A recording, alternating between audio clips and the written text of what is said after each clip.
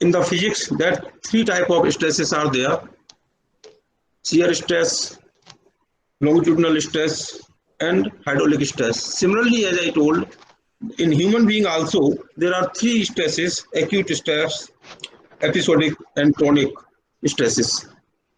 And either it is a physics or it is in the human being.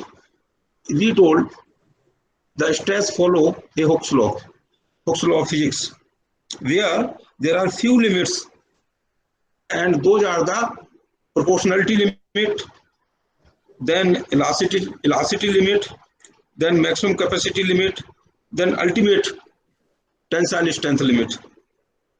So, and in the very short, we told in the proportional stress, in the proportional limit, if the stress increases, the deformation increases. Shivam Bhatt. Okay. So, as the stress increases, the strength means deformation increases. Similarly, after the proportionality limit, there is elasticity limit, that on increasing the stress, deformation is there. But the difference is, if we remove the stress, there is some strength remained. Otherwise, in the proportionality limit, in the under that limit, if stress increases, strength deformation increases. But if you limit the stress, if the cause is removed, then effect is also removed. जिस कारण से आपको problem हो रही है, वो कारण खत्म हो गया, तो आपका डिफॉर्मेशन है, उसका इफेक्ट भी खत्म हो गया. लेकिन beyond a certain limit of the proportionality limit, then after even the stress is removed, means आपको कोई चीज मिल भी गई, आप बहुत प्रॉब्लम में रहे, स्ट्रेस एक लिमिट से ज्यादा आपने लिया, वो चीज मिल भी गई, लेकिन उसकी वजह से जो नुकसान था, थोड़ा बहुत नुकसान रह जाएगा. It will not be a strength will deformation will not be zero. Then it is that limit B which we describe as elasticity limit. And then we describe the maximum capacity, means a person can take a maximum.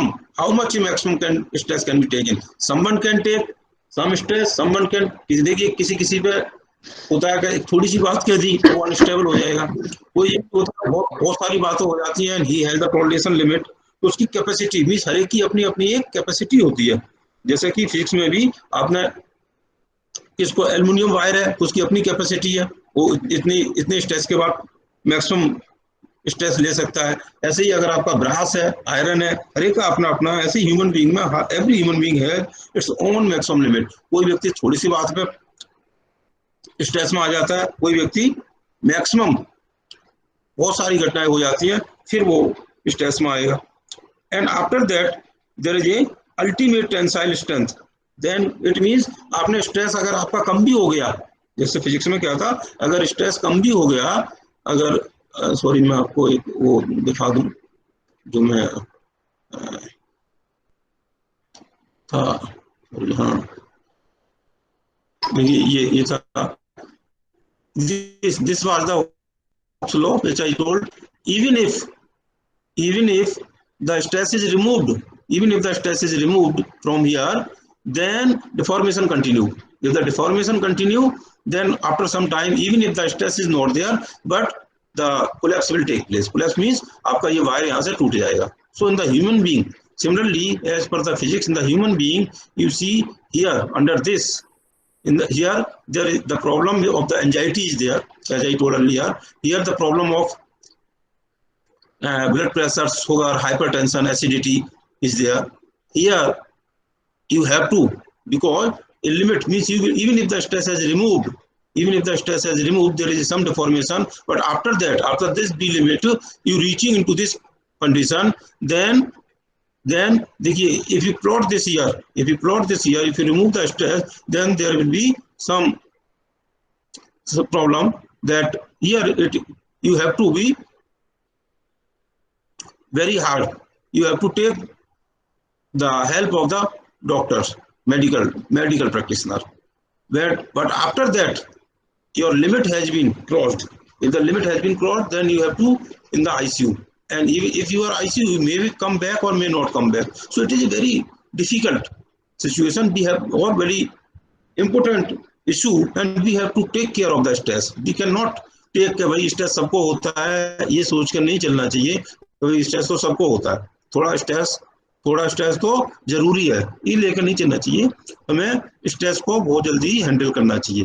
And we told, if you remember, we told the formula that this stress causes, I will take some review 10-15 minutes, that this stress causes various worry in the mind, obsession, jealous, anger, greed, fear, suppression, tension, guilt, and hollowness.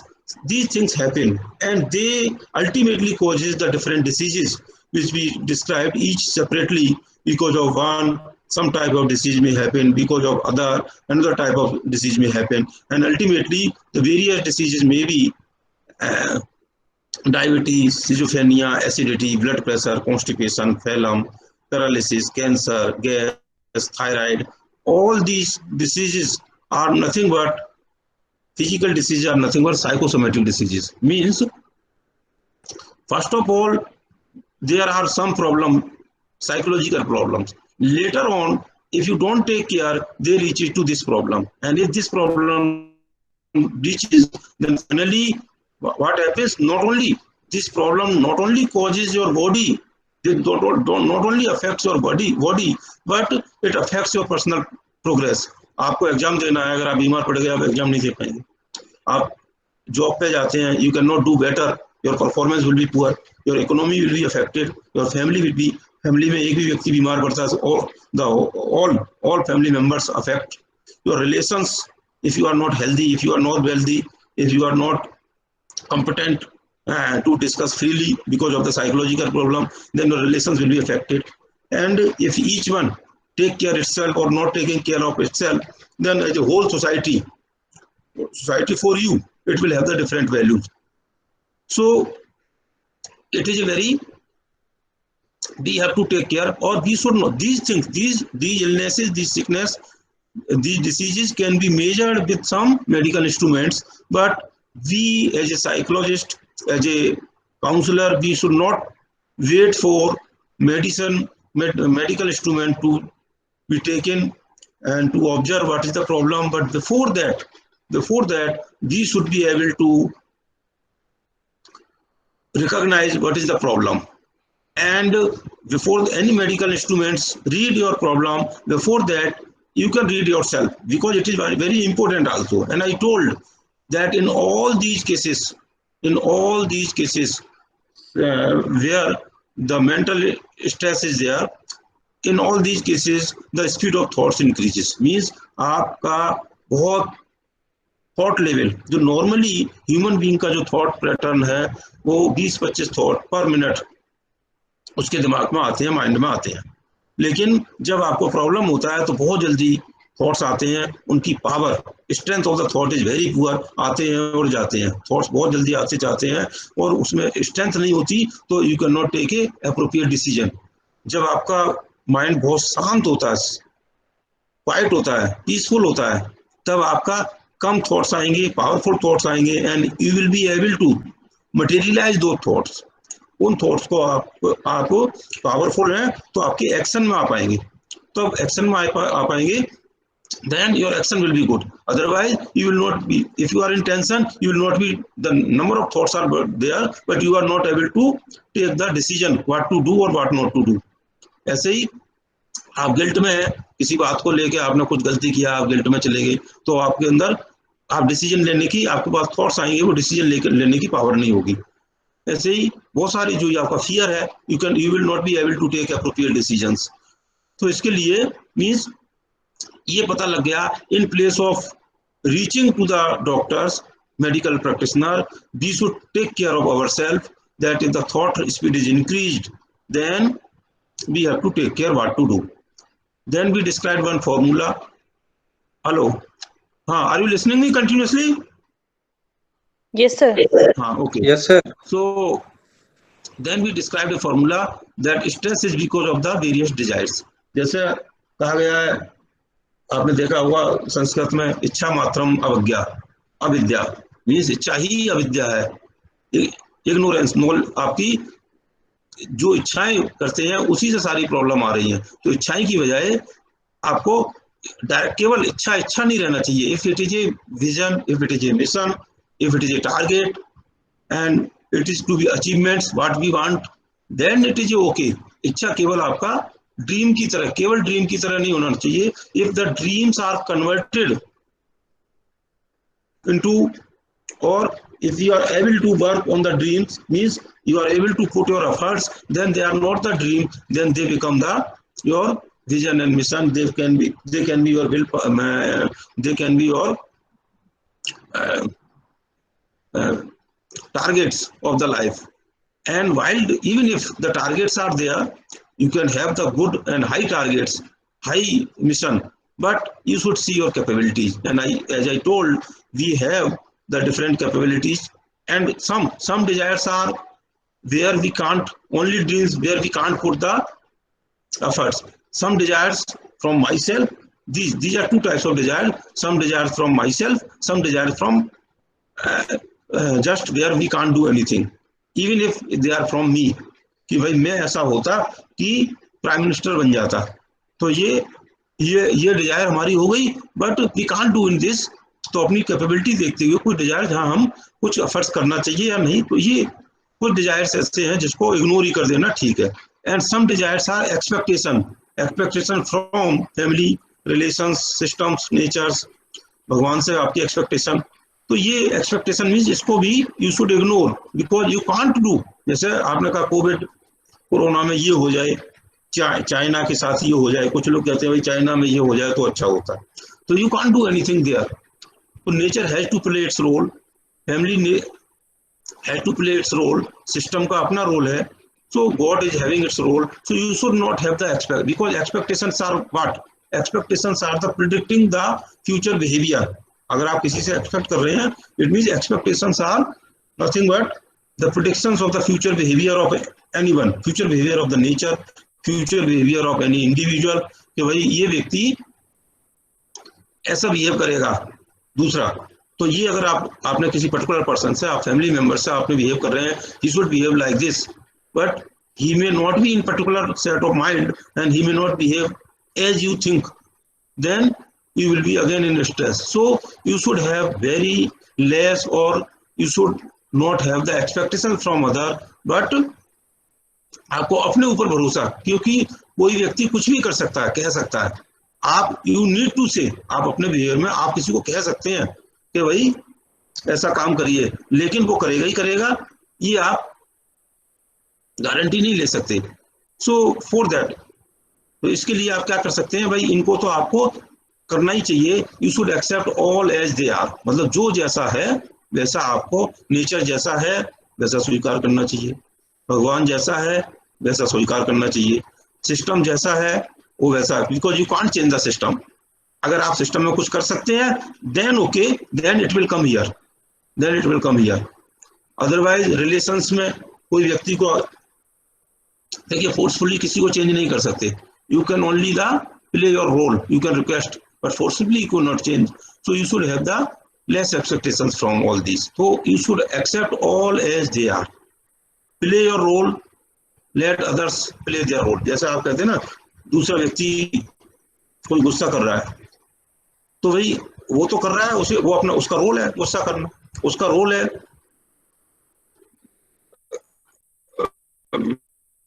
Particular pattern की तरह behave करना, उसका अपना role है. But you need not to. देखिए, गुस्सा, ये आपका स्ट्रेस ना हो तो अगर आप ये करेंगे ना, इसने ऐसा क्यों बोला, या उसका डायलॉग ऐसा क्यों था, मेरा डायलॉग ऐसा क्यों है, तो ये it means you are trying to interfere in the role of others. तो यू शुड प्ले कि भाई उसने अगर गुस्सा किया, then what I should do, मतलब हमारा रोल क्या है.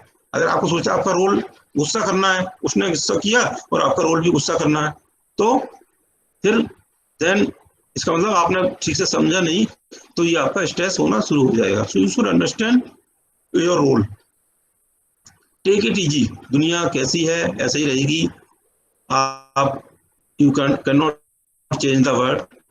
सो व्हाट यू कैन डू, आप क्या कर सकते हो दूसरे के बिहेवियर में, दूसरे के बिहेवियर में आप क्या कर सकते हो, केवल you can do this, use the copy paste behaviour of human being as a weapon.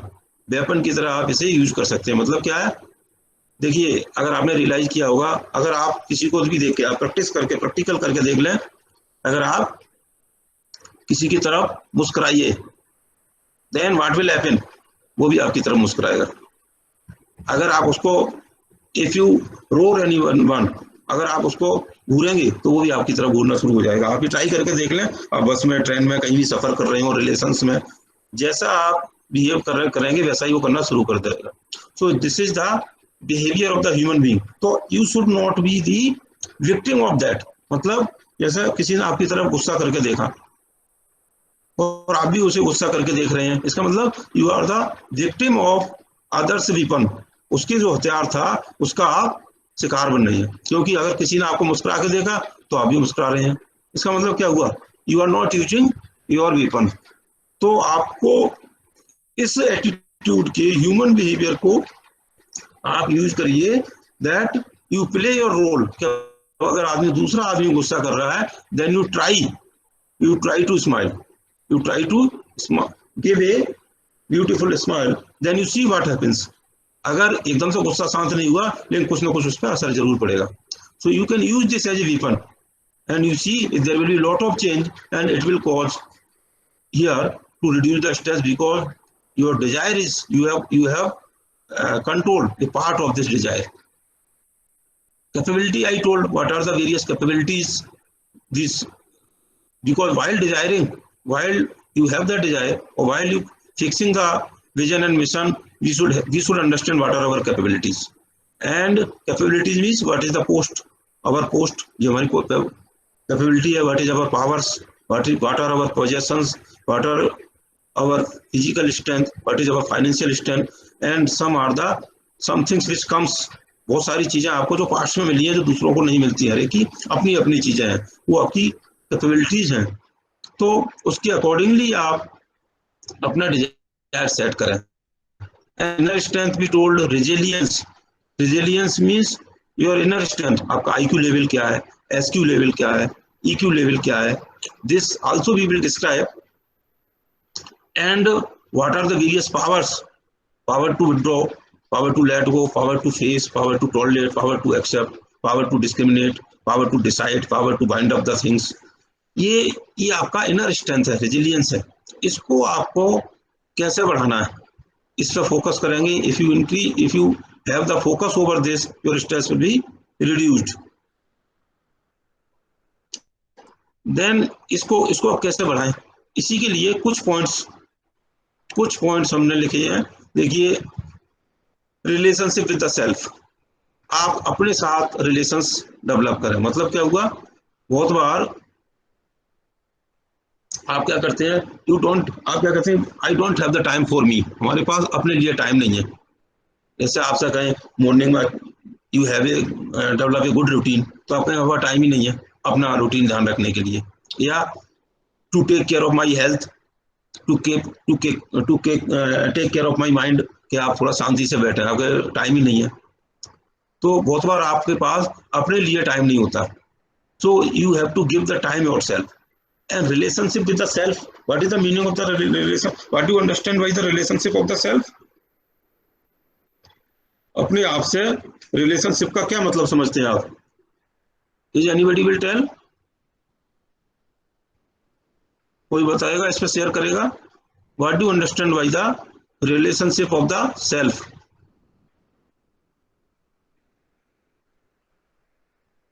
हाँ, टिंसी बोलेंगे आप? हेलो हेलो, हाँ जी सर। हाँ, कोई बोलेगा इस पर? मतलब सर, खुद के साथ हम कैसा वो करते हैं, बिहेव करते हैं वो सर। खुद के साथ मतलब कभी कभी हम अपने आप को टॉर्चर करते हैं। जैसे गुस्सा करना किसके ऊपर टॉर्चर है? खुद के ऊपर। क्योंकि देखो, दूसरा आदमी तो गया, आप उसने आपसे कुछ भी कहा, आपसे उल्टा बोला और चला गया, वो तो गया, ही इज नॉट देयर। फिर आप अपने साथ क्या कर रहे हैं? आप अपने हाथों को टाइट किए हुए हैं, आंखें बाहर किए हुए हैं और वाइब्रेशंस कर रहे हैं। तो क्या कर रहे हैं? You are giving the torture to yourself. वो तो है ही नहीं, उसने तो जो कहना था वो कह के आगे गया। फिर भी आप देखिए, आप अगर 15 मिनट गुस्सा करते हैं तो इसका इफेक्ट 8 घंटे तक रहता है बॉडी पे, वाइब्रेशंस।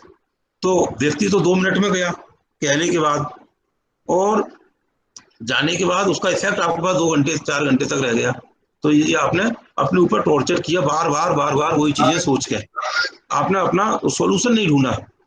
और दूसरा क्या है, relationship with the self. Self means क्या, व्हाट डू मीन सेल्फ? जैसे कहते हैं ना my self, what is self? Sir कि हम कैसे हैं। सेल्फ मीन्स, देखिए जब कहते हैं who, self means who am I, मैं हूं कौन। एक ये भी एक चैप्टर है, कहा है क्या जो लिख रहा है हाथों से, क्या आप वो हैं, हाथ हैं? क्या आप जो आप जिसके थ्रू देख रहे हैं, आप वो आंखें हैं? क्या आप कान हैं? क्या आप चेहरा है? क्या आप लेफ्ट, या आप हैं क्या, या जो कानों के द्वारा सुन रहा है, या जो आंखों के द्वारा। पार्डन? अगर हम कुछ सोचते हैं और उसके बाद पांचों सेंस मिलके कुछ काम कर रहे हैं और मैं अपने लिए कर रहा हूं, तो वो सेल्फ है। सेंस ऑर्गन से देखिए, जैसे टंग है, tongue is your sense organs, skin sense, कान आंख ये सारे आपके सेंस ऑर्गन्स हैं। सेंस ऑर्गन्स को मींस इन सेंस ऑर्गन्स को यूज कौन कर रहा है? आंखों के द्वारा कौन देख रहा है? सर मैं ही देख रहा हूं। जीभ के द्वारा कौन टेस्ट ले रहा है? और हाथों के द्वारा कौन काम कर रहा है? तो ये जो कर रहा है, या कानों के द्वारा कौन सुन रहा है? जो यही सुनने वाला, बोलने वाला और देखने वाला, टेस्ट लेने वाला, ये मैं हूं। तो जो मैं हूं उसके साथ रिलेशन बनाना है, उसका ध्यान रखना है। तो जो मैं हूं, that we are, it means we are not body, we are the being, we are not the humans, we are the being. Humus means body and being means I self, I the self is the being. तो उस I का ध्यान रखना है। अगर आपने I का ध्यान नहीं रखा, सेल्फ का ध्यान नहीं रखा, तो इसका मतलब क्या, mind body, mind intellect, I क्या है?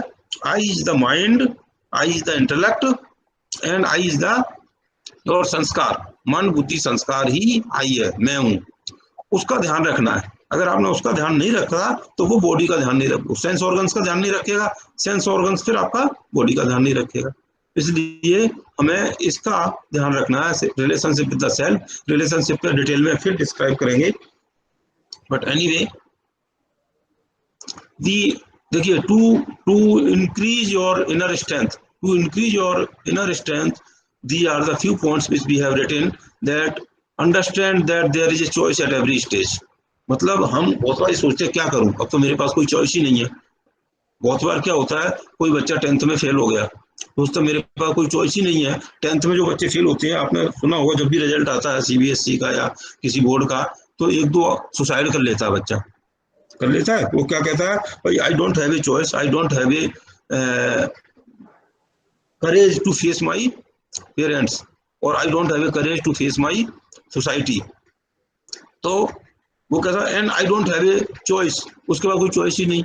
बट वी नो, कितनी भी कैसी भी समस्या हो, but every time we have a choice. मतलब हम जिसे मजबूरी समझ रहे हैं, we are not the victim, हम विक्टिम नहीं है कि हमारे पास चॉइस नहीं है। इसका मतलब क्या है, जैसे आपको जेल में बंद कर दिया तो और आप यही काम करें, तो आप वो क्या हो गया, आप विक्टिम हो गई। But every time you have a choice कि भाई वो करा जाए या नहीं करा जाए। जैसे डिसऑनेस्टी करें या नहीं करें, you have a choice.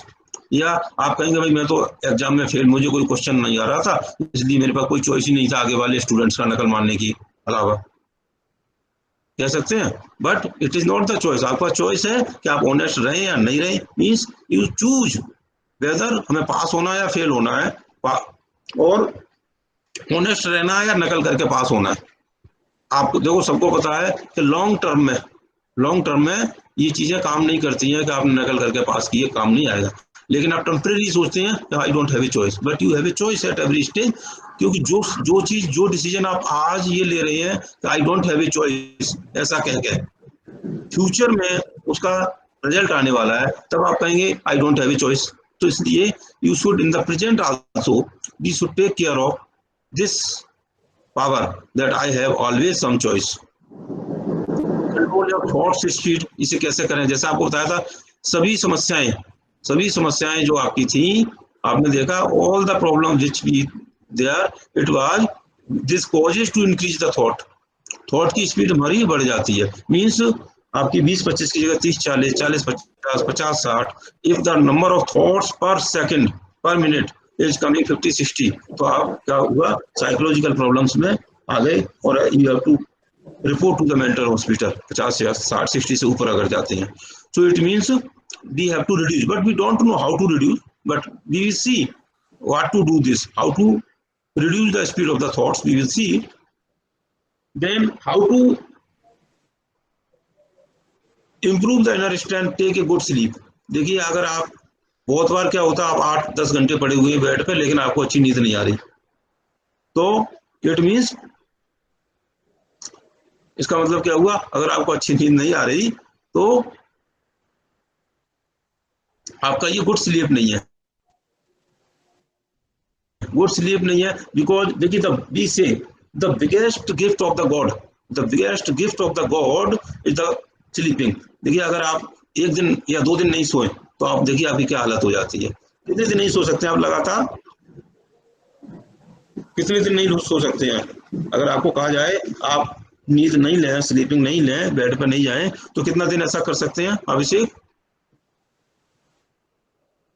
Sir वैसे तो मतलब 1 दिन हम, मतलब 1-2 दिन हम रुक सकते हैं, 2 दिन तक। फिर 2 दिन तबीयत तक। खराब हो जाएगी ना। हाँ, तीसरे दिन क्या हालत हो जाएगी? चौथे दिन क्या हालत हो जाएगी? बीमार हो जाएंगे। The biggest gift of the God, भगवान ने जो हमें सबसे बड़ी चीज दी है वो ये स्लीपिंग, नींद दी हुई है। तो ये आपका वी शुड टेक गुड, बहुत बार वो कहेंगे, बहुत बार तो आप देखिए स्लीपिंग में भी बहुत सारी स्टेज होती हैं कि आप किस स्टेज में सो रहे हैं, आप सपने देख रहे हैं, और एक होता है बहुत गहरी नींद में, डेल्टा स्टेज में पहुंच जाते हैं। डेल्टा स्टेज का मतलब क्या है, आपके थॉट्स आना लगभग बंद हो जाते हैं, क्योंकि जब आप सो रहे होते हैं तो अभी सब कॉन्शियस माइंड में कुछ थॉट्स आ रहे होते हैं। तो when there are some thoughts in the subconscious mind, तो आपको लगता है कि ड्रीम देख रहे हैं। जब आप ड्रीम देख रहे होते हैं तो आपकी नींद अच्छी नहीं होती। अच्छी नींद करने के लिए आपको सबकॉन्शियस माइंड के जब थॉट्स कम हो जाते हैं, मीन्स हम नॉर्मली जब जग रहे होते हैं, कॉन्शियसली दिन में होते हैं, तो बीटा स्टेज में जैसे मैं आपको बताया 20-25 थॉट्स नॉर्मल वे में, नॉर्मल बीइंग के, ह्यूमन बीइंग। अगर आप मेंटली डिस्टर्ब हैं तो it may be as high as 50-60-60-70। तो 60-70 है तो उसमें तो आपका काउंसलर कुछ नहीं करेगा, फिर तो आपको साइकेट्रिस्ट ही चेक करेगा। लेकिन अगर आप नॉर्मल हैं, 20-25-30 थॉट्स हैं, then you are a normal human being. फिर जब आप नींद में जाते हैं तो आप बीटा से अल्फा स्टेज में, मीन्स पहले 1-2 घंटे में अल्फा स्टेज में आते हैं, आपके थॉट जो 20 थे उससे 15 की तरफ मूव करते हैं। फिर आप और कम आते हैं तो 8-10 थीटा लेवल में पहुंचते हैं। जब आप बहुत गहरी नींद में, जब आपको झकझोर के उठाया जाए, उस समय कहते हैं, और कुछ भी आप गहरी नींद में हो, कुछ भी आपका दिमाग नहीं चल रहा है, सब कॉन्शियस माइंड साइलेंट हो गया, उसे कहते हैं डेल्टा स्टेज। तो अगर आपने डेल्टा स्टेज की नींद ले ली, then your mind will be fresh. तो आपको 6 घंटे की नींद की जरूरत भी नहीं है। Even in the half an hour you will feel as fresh as you take a sleep of 6-7-8 hours. लेकिन ये नॉर्मली ऐसा हो नहीं सकता, बहुत प्रैक्टिस के बाद ही, जिसका माइंड बहुत साइलेंट हो, बहुत प्रैक्टिस के बाद ही ऐसा हो सकता है कि आदमी लेटा और 5-10 मिनट में ही डेल्टा स्टेज में पहुंच गया, इतनी गहरी नींद में पहुंच गया। अगर ऐसा कर लेता है then it is very good. इससे हमारा माइंड बहुत फ्रेश हो जाता है। So it increase the strength of our inner strength. अगर अदरवाइज आपकी इनर स्ट्रेंथ, तो it is a part of that. आपको इसका भी you should take the benefit of good sleep. Then life style, देखिए कहा है कि you should have a good routine. Good routine means early to rise early to bed. कहते हैं कि आप जल्दी सोएंगे, जल्दी उठेंगे। मॉर्निंग में क्या होता है, देयर आर, जो आप देखेंगे जो नॉर्मल जो हमारी बुराइयां हैं, आप मोस्टली जो एल्कोहल लेते हैं, आप देखिए शाम को क्या करेंगे, 10, 11, 12 बजे तक जो इस टाइप के लोग हैं पार्टी कर रहे हैं, 12 बजे एल्कोहल लेंगे और सुबह 10 बजे उठेंगे। तो वो क्या होता है, जो इस टाइप के लोग हैं या कुछ लोग और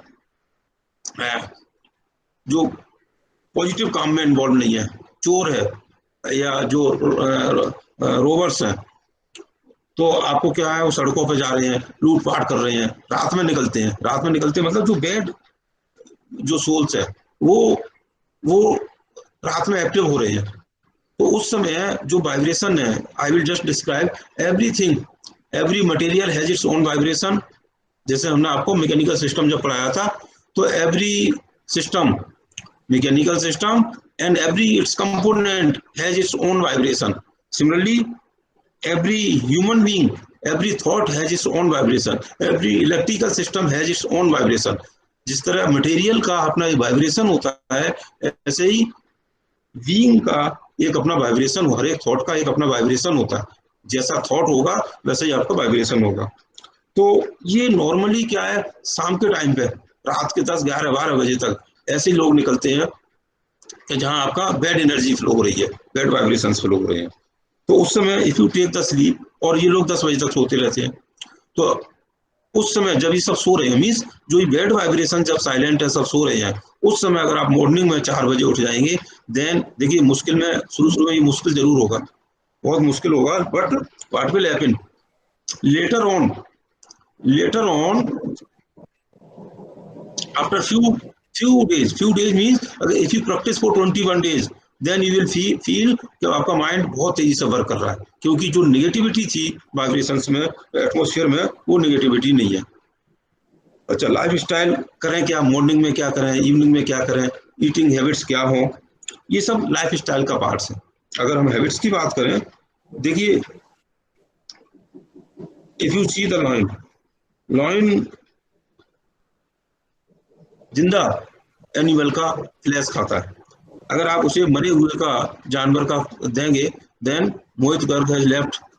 अच्छा चलो, एनीवे, तो अगर आपने किसी लाइन को आपने ये खाना दिया, या आपने कहा हम उसे वेजिटेरियन देंगे, देन वो मर जाएगा, मर जाएगा भूखा, लेकिन वो मरे हुए का फ्लैश नहीं खाएगा या घास फूस नहीं खाएगा। एलिफेंट है, एलिफेंट का आप खाना देखेंगे, क्या है, इट इज एलिफेंट इज